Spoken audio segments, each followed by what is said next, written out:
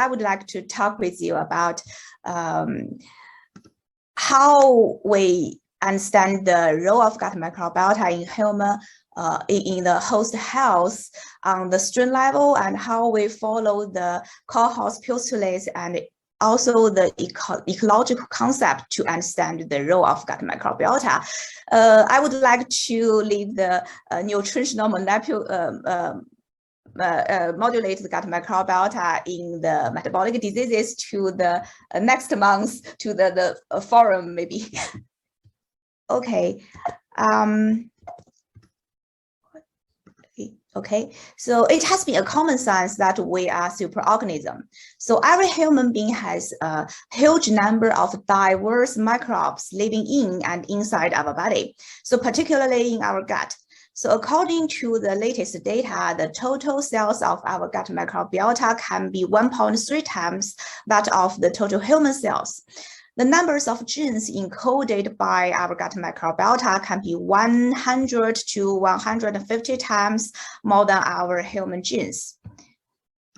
Human microbiome plays an important role in maintaining human health by providing essential functions that may not be encoded in our own genome. Bioactive substance products by gut bacteria can impact host immunity, metabolism, and even the neural system. So the two genomes, our human genome and the microbiome, they operate together in our body and determine our health. The gut bacteria grow in our gut by using undigested or non-digestible compounds out of the diet. They also can grow by using mucin and slatted cells of our gut as their nutrients. So during their growth in the gut, they can produce various kinds of bioactive compounds. Some are beneficial, like the vitamin B, vitamin K. Others may be toxic and even detrimental. So by this metabolism, the gut microbiota contributes to the host health, such as the, modulating the gut barrier function, cross-talking with the immune system, and even directly impact the development and the function of cells with the different tissue and organ, such as the pancreas, intestinal, brain, and more. Owing to the growing knowledge gained from the epidemiological and experimental studies about the impact of the intestinal microbiome on the metabolic health, there is an interest in testing both targeted and untargeted microbiome directed interventions in humans with disrupted gut microbiomes. So the untargeted intervention, including the diet or exercise interventions, trials testing the probiotics, prebiotics, or postbiotics, and also the fecal microbiome transplantation. So this undirected intervention can generally improve the microbiome structure and functions. So the targeted interventions, including the bioengineering, conventional, and drugs, bacteriophage therapy, and CRISPR-Cas9 editing, and so on. So they can modulate the metabolic-related specific gut bacteria. So in this field, understanding the role of gut microbiota in the human health or diseases, they still have some challenges. So the first may be the demonstration of causality between the contributes of the gut microbiota and the specific diseases. We all know that if we see one specific bacteria as causality of an infected diseases, we should follow the core host postulates. So here a lot of people, you study the pathogens. So we know that if we identify this one as a causation to a diseases, we should follow these postulates. So infected diseases, Ingwang's proposed a modified version as a unified concept for establishing the causation of the positive course in both infectious or non-infectious diseases. In this concept, three kinds of evidence should be required to support the causation. So first is association between the diseases phenotypes and the presence of the cells or genetic materials of the positive course. The second is the reproduction or reduction of the diseases phenotypes by environmental addition or removal of the putative course in human or animal models. So the third one is the co-occurrence of the host molecular response, the mechanism concept connect the presence of the positive course to the co-occurrence of the diseases. So with these three evidence for the whole concept on the on microbiological or epidemiological sense. So if we would like to identify the key member in gut microbiota as the causation of a specific diseases, we should follow these postulates. So the second challenge, I call that the understanding of the concept of the bacterial functions as strain-specific. Because in the bacterial taxonomy, a species would contain individual strains, so which up to 30% difference in their genomic homology. So that means the two strains in the same name, like the E. coli or Bifidobacterium longum, they are the same strain. They are the same species but different strain. They can have 30%. They can with up to 30% difference in their genome. But you know that the human and the mice, we only have 10% genetic difference. So then the bacterial functions are strain specific, but many of the studies, even some of these published in the high impact journal, they analysis gut microbiota, use the taxon based to investigate the relationship between the gut microbiota and the diseases. So that will introduce a lot of misleading. We should identify the gut microbiome that contribute to host health or diseases at the strain level. So the third one is we should understand that the gut microbiota is a microbial ecosystem. So that means the members in the community, they not work alone. So different species or different strains, they work together as a functional group called the guild. And also not all the species in the community, they create equal. So when we understand how we establish the role of gut microbiota contributes to human diseases, we should follow the ecological concept. So next, I would like to use two examples in our study to show how we follow the cohort postulates and how we use the ecological concept and analysis the gut microbiota on the strain level and why we should do that. So the first one is the non-violent strains in sphatic species as obesity pathogens. So it shows how we establish the causative contribution of the gut microbiota to the obesity. So human society, we all know that human society is being challenged by the epidemic of the obesity and metabolic diseases. So in recent years, a lot of research group interest in the relationship between the gut microbiota and obesity. So we have found that obese and lean people have the significant different gut microbiota. So the gut microbiota can not only help us to use the non-digested compounds, such as the polysaccharides, they also can modify the expression of host lipid metabolism-related genes.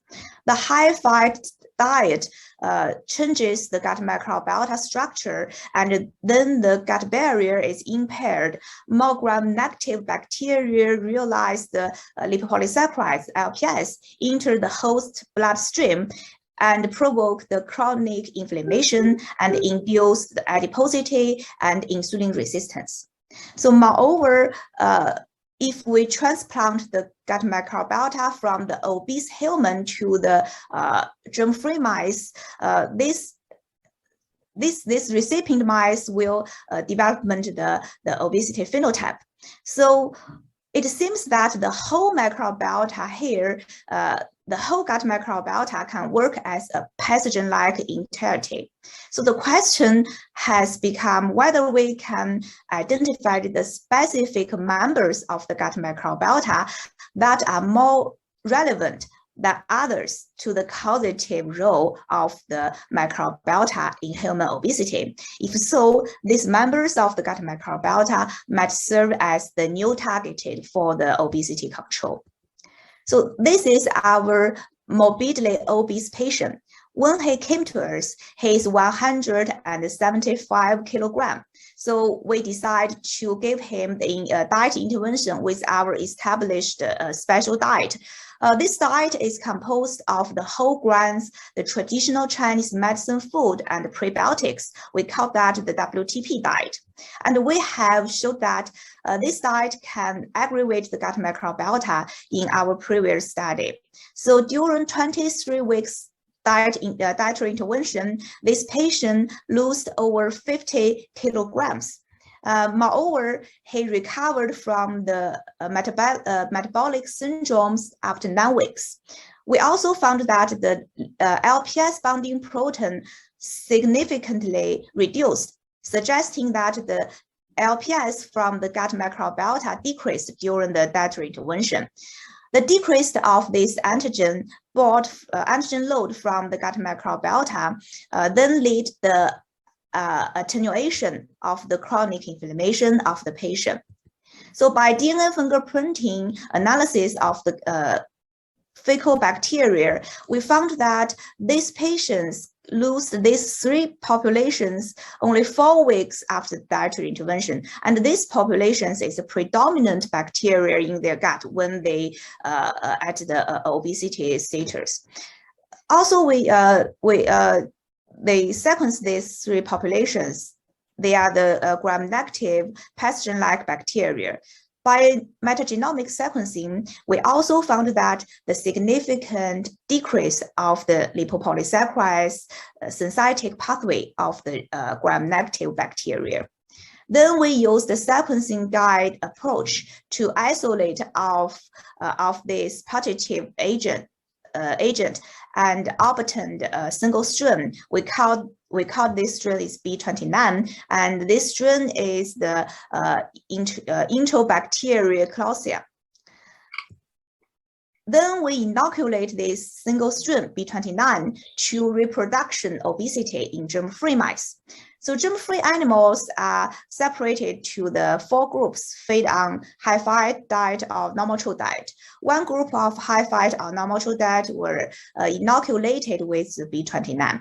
So in the previous study, they show that the germ-free mice fed on high-fat diet cannot induce obesity. But when the B29 mono-associated, these notobiotic mice were showed obese and insulin resistance on high-fat diet.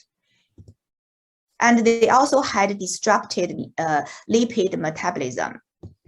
But it is not any bacteria strain can do the same thing like the B29. We inoculate a famous probiotic, the Bifidobacterium mollis strain, to the germ-free mice, also under the high-fat diet feeding. But these mice did not become obesity. So that means one endotoxin-producing opportunistic pathogen B29 isolated from an obese human gut caused obesity when mono-associated with germ-free mice. So B29 should be considered as the causality of the obesity in that patient. At least it's one important causality. So for following cohorts postulates, this is the first example to show that some gut bacteria can work as a pathogen for obesity.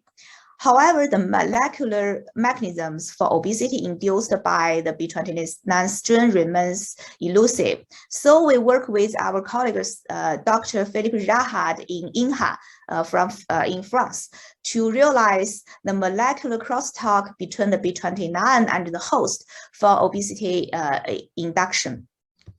So we found that the B29, the Enterococci is a gram-negative bacterium, and they can produce the lipopolysaccharides. We found that the lipopolysaccharides binding protein level of B29 mono-associated notobiotics mice on high-fat diet had significantly higher lipopolysaccharides in their bloodstream than on normal chow diet. Even the amount of the B29 was lower in their gut. So to address the hypothesis that the production of pro-inflammatory LPS endotoxin from the B29 induced inflammation and initiated the development of obesity, insulin resistance, and subsequent metabolic complications in the mice, we generated a mutant strain of B29. So in the genome of the mutant strain, the gene encoded an important protein for the valence and immune genetics of the lipopolysaccharides was deleted. So because the LPS is the cell structure of the B29, we cannot just delete all the genes of the lipopolysaccharides synthetic pathway. So we only deleted one important protein for the valence. So the mutant strain, the mutant B29 strain, essentially lost its pro-inflammation capacity. So they cannot induce the inflammation in the host. Then we found that all the metabolic disorders observed in the wild-type B29 inoculated mice, including the increased body weight, increased fat pad mass, and blood lipid, glucose, insulin levels. These obesity phenotypes were not observed in the mice colonized with the mutant strain of B29, even on the high-fat diet. So that means if the B29 lost the endotoxin capacity, they cannot induce the obesity. So how about the host?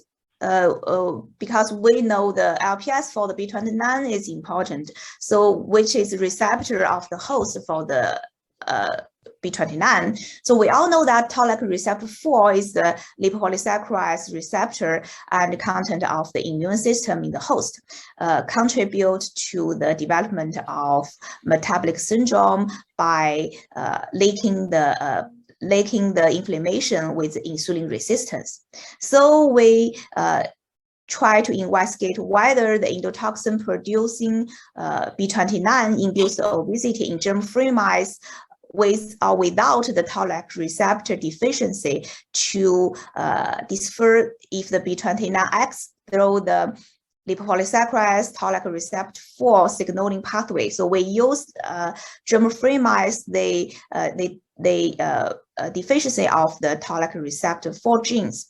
So the germ-free mice without toll-like receptor 4 colonized with the wild-type B29 did not develop any obesity or other metabolic diseases features. So then the crosstalk between the endotoxin from the specific producers B29 overgrowing in the obese human gut and the host's toll-like receptor 4 is the most upstream and essential process for inducing obesity. So in this study, we next try to find if another pathogens from the obesity patient can induce obesity. If there are more strains can do the same things as the B29. So we also isolate other strains. One is a Klebsiella pneumonia from the same obese patient and E. coli strain from another obese volunteers. So we also tested these two strains. They both of them can produce the endotoxin. So when we inoculate these strains to the germ-free mice, they also can induce the obesity in the mice. So in this study, we showed that overgrowth of the non-infectious endotoxin-producing pathogens in the gut of the obese humans plays a causative role to the development of the major obesity-related phenotypes. So the inflammation provoked and sustained by the lipopolysaccharides toll-like receptor 4 crosstalk required for the development of the obesity-related phenotypes. So this new identified obesity-induced bacteria maybe serve as the new targeted for the management of the metabolic diseases. So in this study, we show how we follow the cohort's postulate to demonstrate this single gut bacteria member as the causation of chronic metabolic diseases. So if we try to establish the role of the gut microbiota, we should do this and find more the specific members which were important in diseases.